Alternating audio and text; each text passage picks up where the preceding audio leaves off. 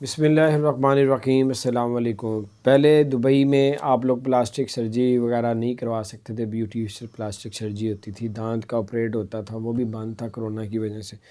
अब दोबारा से पाबंदी उठा दी गई है, आप लोग अब वहाँ पे सर्जरी वगैरह भी करवा सकते हैं, दांतों का जो ऑपरेट जो होता है उसका वो भी करवा सकते हैं।